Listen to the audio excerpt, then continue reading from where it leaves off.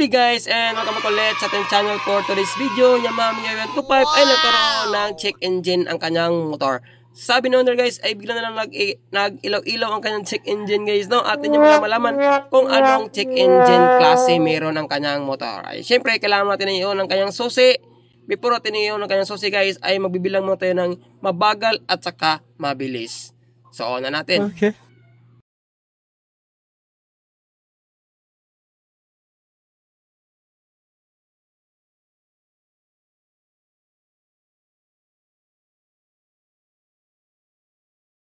So ngayon guys, meron siyang isang mabagal at saka limang mabilis. Kaya i-review muna natin at iklaro kung ito ba ay error 15.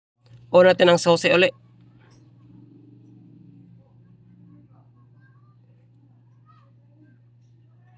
One, 2, 3, 4, 5. So minto siya guys, meron siyang error 15, isang mabagal at limang mabilis. Ano ba ang error 15? Yan po ay TPS is released or a short circuit occurred. So yan po ay nakakonect sa kanyang throttle body sa right side na bahagi. So doon ko napakita sa inyo guys kung saan siya nakaposisyon. Ang una mo natin gawin ay since ang throttle body nakalocate sa ilalim ng ating upuan, tatanggalin natin ang kanyang U-box cover, ang kanyang battery, at syempre guys yung mga bolt na dapat natin tanggalin. Kasi hindi natin mache-check kung anong problema meron ng kanyang throttle body o ang kanyang TPS kung bakit nagkaroon ng ganyang error, no. So possible ito ay nagkaroon ng loss of connection lang, or possible din nagkaroon ng mga kagat-kagat ng mga insects or mga kaibigan natin si Dodi. So dito po nakalocate sa right side na bahagi ng ating throttle body o TB ang ating TPS. So sana ito ay maliit lang na problema guys, no, para hindi tayo mahihirapan solusyonan ang problema sa motor ni Bossing. Mga na-observe niya guys, since nagkaroon ng error 15 ay malakas daw ang konsumo ng kanyang gasolina. Doon is nagkaroon daw ng medyo kaunting pagpalya-palya. Lahat ng mga problemang yan guys ay mawala until maibalik natin ang kanyang TPS. Pero kapag napalik na natin ang kanyang TPS is meron pa din. So hindi na liable si TPS doon. Meron ng ibang problema meron ng kanyang motor at doon na natin siya solusyonan. So for the meantime, kailangan natin i-comply at i-eliminate ang kanyang error 15. Tanggalin muna natin ang tatlong bolt sa kanyang U-box cover. 2 bolt na 6mm na flat type naman sa kanyang upuan malapit sa kanyang battery. So yan guys, yan po ang mga dapat yung tanggalin. So ito yung video nito is malaking tulong sa mga naghahanap ng solusyon, lalo na sa kanilang bahay lang nag-aayos at malayo sa mga motor shop. So ito ay sa mga nagdi-DIY lang guys at nais sumubok ayusin ang kanilang motor sa error 1 at saka 5. Isang mabagal at saka limang mabilis. So ito yung mga part na binaklas natin guys. Ito yung mga part na dapat yung baklasin kapag yung motor ay Yamaha Mio 125. So meron pang 2 bolt sa tagiliran ng kanyang U-box guys na 6mm, no. Pagkatapos natin matanggal ang kanyang U-box cover. So yan, natanggal na natin. So for the meantime, unahin mo natin tanggalin ang kanyang battery. Tanggalin mo natin ang takip na yan. Diyan nakatago ang ating battery. Meron yan 2 screw bolt. So kapag matanggal natin yung 2 screw bolt na yan, pwede na natin ma-pull out ang cover ng kanyang battery. At syempre, kung ikaw ay ngayon lang sa channel na Padpad, kung sa tingin mo itong pag-DIY natin at syempre pagsusolve sa problema ng motor ni Bossing ay malaking tulong sa inyong motor sa pagsaayos, ay huwag mo kalimutan pindutin ang bell button dyan. Tanggalin natin ang kanyang positive at saka negative terminal. Next, ang kanyang negative. Para ma-pull out na natin ang kanyang U-box, buong U-box syempre. At mapalusot na natin ang mga wire na yan. Yung maraming wire na kulay pula at saka yung negative natin. So yun, pull out na natin ang kanyang battery. After na pull out ang kanyang battery, ito yung sinasabi ko guys, 2 bolt na 6mm flat type na naman at tatanggalin natin sa tagiliran ng kanyang upuan. So yan na lang kulang at pwede na natin ma-pull out ang kanyang buong U-box.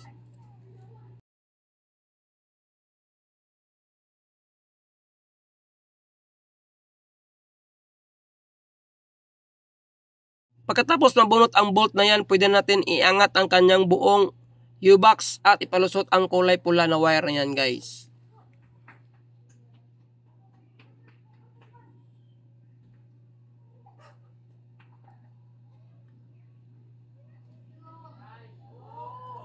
So sa part nito, ito yung tinatawag natin throttle body. At ito naman ang ating tinatawag na injector. So yan, guys. Tapos dito naman nakalocate ang ating TPS. Ayun, may nakita ko, guys. Parang umarya o nag-release ang kanyang sakit. Yun, know? Ito ba yan? Maluwag siya, di ba? So yan, guys, try natin idiin. Ayun, kulang pala siya ng higpit. Possible, guys, itong TPS socket na ito parang maluwag na siya. Hindi na siya nag-click o naglalak. So kapag na-feel mo na medyo maluwag siya, kahit idiniin mo na siya, ang gawin nyo, guys, no, para hindi na naman siya mag-area o mag-release, ay talian nyo lang siya ng cable tie or pwede nyo balutin ng electrical tape para hindi na kayo ma-hassle o magkaroon ng aberya. In case na magka-travel kayo at mag-i-error naman at mag-check engine naman ang kanyang dashboard. So ngayon, ikabit muna natin ang kanyang battery, guys, para magkaalaman na.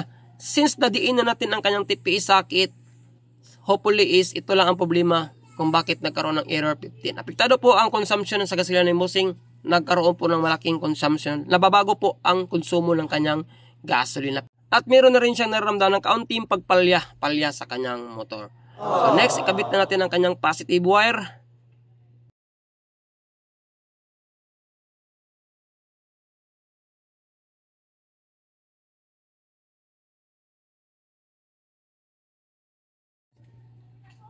So ngayon, nakabit na natin ang kanyang battery. Ito na yung moment of truth. Kailangan iuna natin ang kanyang sosi.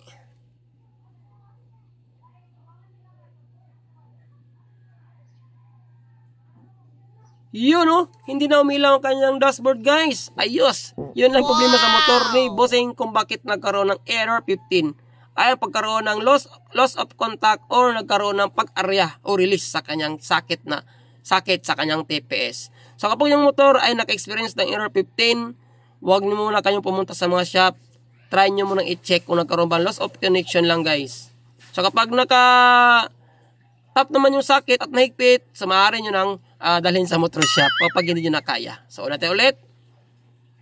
Ayun, guys, hindi na siya nagkaroon ng error 15. Yan lang problema sa motor ni Bossing kung bakit nagkaroon ng error 15. Yun ang pagkakaroon ng loss of contact sa kanyang TPS socket. Maaaring ito yung nagkaroon ng pag-alog-alog sa mga nadaraanan ni Bossing na highway, mga malubak-lubak. At ang kanyang socket ay meron na ding issue. For the meantime, ang gawin nyo is balutin nyo muna siya ng electrical tape or talian nyo ng cable tie. Yan muna, guys, no, sa araw na to. Sana may natutunan naman kayo sa ginawa kong video. Kahit napaka-ikli lang, ay malaking tulong sa mga nag-DIY. Maraming salamat at siyempre see you sa aking next video. Ride safe, God bless. At huwag tayong kalimutan i-shoutout ating napakasipag na mekaniko. Ayos.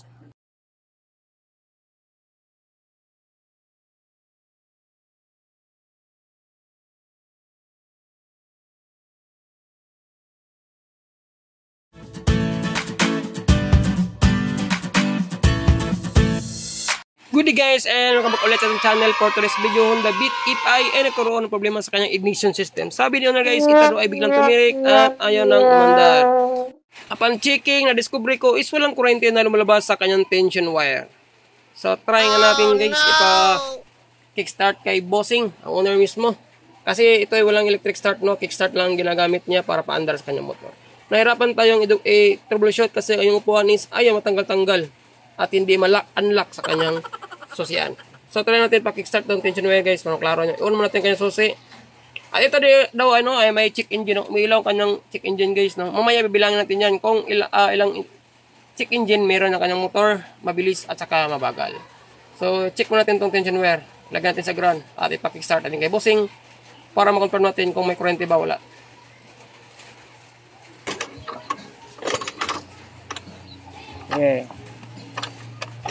Okay. So yun ang wala talagang kuryente na lumalabas sa kanyang tension wire. Ang check engine ay umiilaw, guys. 1, 2, 3, 4, 5, 1, 2. Ibig sabihin, meron siyang check engine na error 52. Ano mga bang error 52? Yan po ay CPK sensor, pulser, or possible may problema sa kanyang wirings. Mamaya ito sa inyo kung saan nakalocate ang sakit ng ating CKP sensor papunta sa kanyang magneto guys. Yan po ay error 52 at may problema sa kanyang wirings. So alamin natin yan at pupunta tayo sa kanyang throttle body. Kasi po ang wire na yan is nakalocate sa kanyang throttle body. So itong motor na bossing guys no, umaandar pa ito. Pero kapag pinihit ang silindador ay namamatay. Ilang beses nila itong inattempt, hindi talaga nila mapaandar ng matino ang kanilang motor. So dito guys, nakalocate ang wire na yan malapit sa throttle body. Tinanggal na natin ang kanyang U-box element set. Kasi nandito yan nakalocate malapit sa ibabaw ng ating makina. Itong hinawakan ko guys, ito po ay harness ng kanyang CKP sensor na connect sa kanyang magneto o sa kanyang stator. So yan, check natin yan kung saan banda. Ito, nahirapan tayong tanggalin ang kanyang U-box kasi yung upuan niya guys, ayaw talaga matanggal at ma-unlock sa kanyang susi. So ngayon, i-check natin itong part nito. Kasi ito yung kadalasang issue ng mga Honda Beat guys kapag umabot na inyong motor ng mga 5 to 10 years siguro.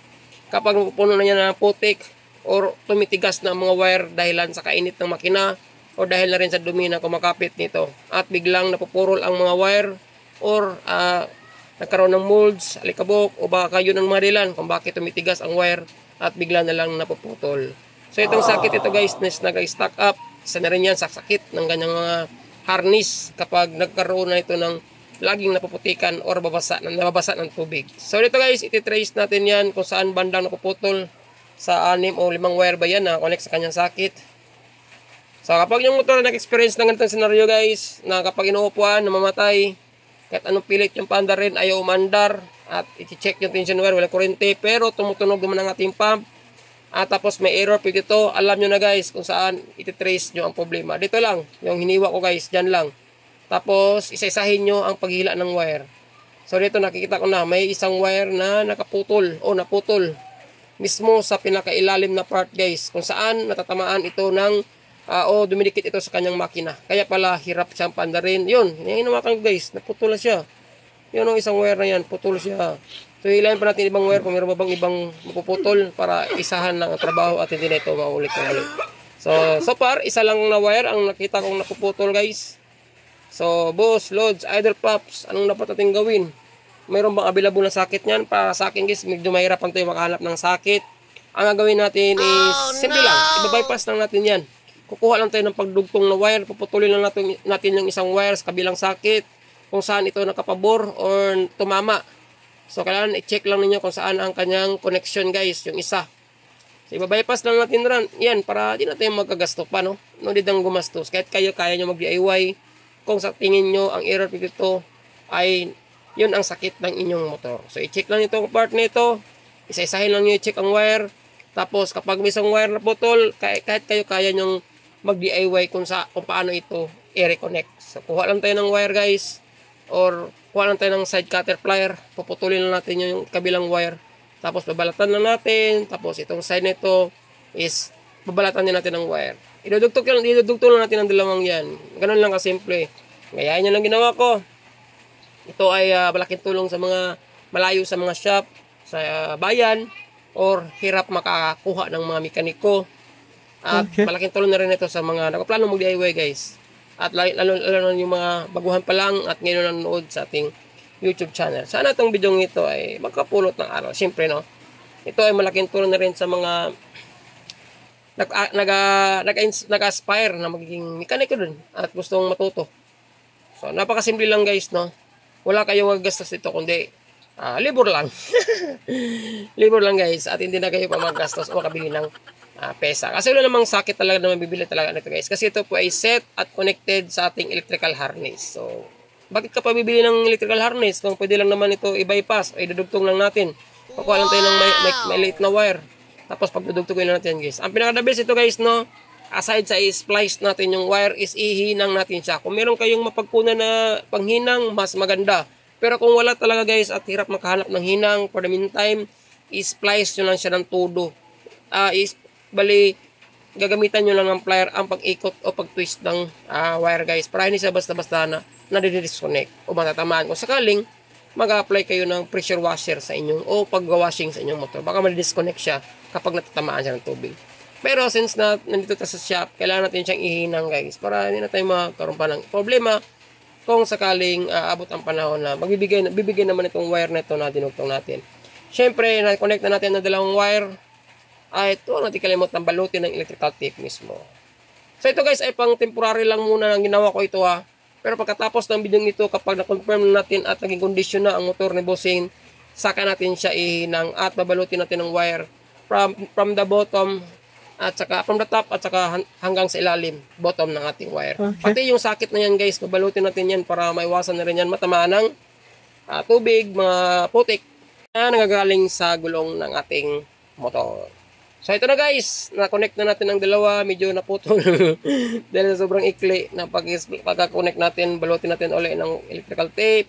At siyempre kung sa tingin ng video ito, malaking tulong sa inyo, sa mga bago pa lang sa ating channel, ay sana huwag niyo kalimutang kalampagin ang ating bell dyan at pa-subscribe na rin, pa-like para makatulong kayo sa aking YouTube channel. At siyempre sa aking Facebook page kung sa Facebook ka nakapanood. Ito na yung moment of truth guys. On natin ang kanyang susi. Nabibling pa kanyang check engine. Mamaya mawala yan kapag in-off at saka ni-on natin ang kanyang susi. Ngayon guys, on natin ang kanyang susi. Sige lang.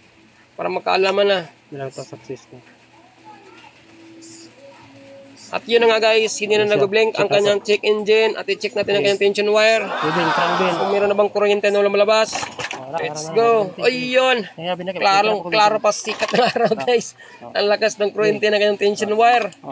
Nakuha agad natin ang sakit sa motor ni Bossing.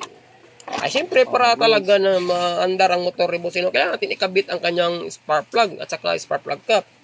Since nakita na natin ang problema sa kanyang motor at nasolusyonan na rin natin at napalabas natin ang kuryente ng kanyang tension wire. Pagbunot natin kay Bossing ang kanyang spark plug para may kabit na natin sa kanyang makina. At buwinas si Bossing guys kasi hindi siya makagastos ng malaki. Siyempre, talent pila ng mekaniko ang kanyang babayaran. At yun na guys, naikabit na natin ang kanyang spark plug. At ang spark plug cap ay papakabit na rin natin kay Bossing para mapabilis ang ating trabaho. So, isa sa mga mapapansin nyo guys, kapag yung motor ay may error 52, una kapag pinaandar rin siya, umaandar naman siya kapag pinit ang silinyador, namamatay ang makina. Pangalawa, kapag umandar ang ating motor, tapos kapag inupuan, namamatay siya, isa na rin yung sa sintomas. Ang last na mapapansin nyo guys is, kapag tumatakbo yung motor ay bigla na lang na namamatay. So, yun po mga palatandaan ng sintomas na dapat nyo i-check kapag yung motor ay naka-experience ng error 52. So ito na guys, kabitan natin ang kanyang spark plug cap. On natin ang kanyang susi guys para mapandar natin ang kanyang motor. Kung ma-one click ba ito ng ating customer. Let's go. On natin ang susi. Okay, andar bin. Krang. Ayun, andar, one click. Shut out. Shut out.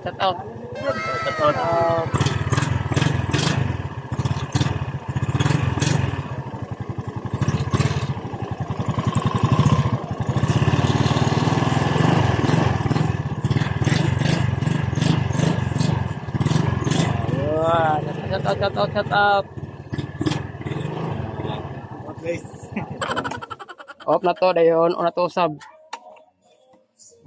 Ibin, testing ibin. Kaya itong paraganon ng testing bin. Yung mga palong. Ito, one click. Tara.